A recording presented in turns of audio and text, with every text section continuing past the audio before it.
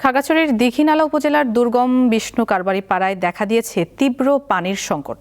ফলে ওই এলাকার বাসিন্দাদের নিরাপদ পানির জন্য পাহাড়ের ছড়ার উপর নির্ভর করতে হচ্ছে।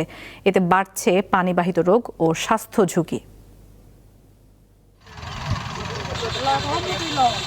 এভাবে পাহাড়ের ছড়া থেকে পানি নিয়ে ঘরে ফিরছেন পাহাড়ি জনপদের মানুষ। তাদের নেই টিউবওয়েল ও নিরাপদ পানির স্থায়ী ব্যবস্থা। বলছি খাগড়াছড়ির দীঘিনালা উপজেলার দুর্গম বিষ্ণু কারবারি পাড়ার কথা।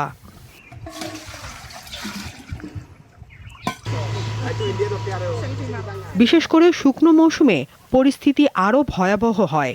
এজন্য তাদের নির্ভর করতে হয় একটি মাত্র কূপের উপর। কূপ থেকে মাত্র এক কলসি পানি তুলতে সময় লাগে ঘণ্টাখানেক। ফলে বাধ্য হয়ে পাহাড়ের ছড়া ও ঝিরির পানির ওপর নির্ভর করতে হয় তাদের। এখন বোট ৫টা থেকে সিরিয়াল দাঁড়ায় রাত 10টা পর্যন্ত এখানে থাকতে হয়। একজন মহিলা পানি আনতে গেলে কমপক্ষে ৩-৪ ঘন্টা সময় লাগতেছে। এখানে ছোট্ট একটা কুয়া, এখানে কয়েক পরিবার মানুষ আছে এই কুয়ার থেকে খায়। একটা ডিপ পাইপ হয় তাহলে আমাদের অনেক পরিবার অনেক লোক জনসুবিধা ভোগ করবে। একই চিত্র জেলার পানছড়ি লক্ষ্মীছড়া উপজেলার বিভিন্ন দুর্গম এলাকার। নারী ও শিশুরা মাইলের পর মাইল হেঁটে পাহাড়ের ঝিরি থেকে পানি সংগ্রহ করতে বাধ্য হচ্ছে।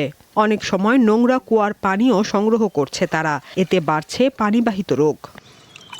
বিশেষ অনুরোধ রাখবো সরকারের কাছে, আমাদের ডিপ টিউবওয়েলের যদি দিতে পারে অনেকটা উপকৃত হব আর কি। মহিলাগুলো এখন পানি নিবে না, খাবার পানি ব্যবহার করবে না, গোসল করবে, মানে করতেছে না। ওইখানে নলকূপ বসাতে পারি না, কয়েকবার চেষ্টা করার পরও আমরা সেখানে সফল হতে পারি না। কিন্তু উন্নত প্রযুক্তি যদি আসে আমরা সেটা করতে পারবো। প্রয়োজনীয় বাজেট পেলে দ্রুত ব্যবস্থা নেওয়ার আশ্বাস দিয়েছেন জেলা প্রশাসন। এবছরও এখনো পর্যন্ত কোনো বরাদ্দ না পাওয়ায় আমরা কোনো প্রকল্প এখনো হাতে নিতে পারিনি।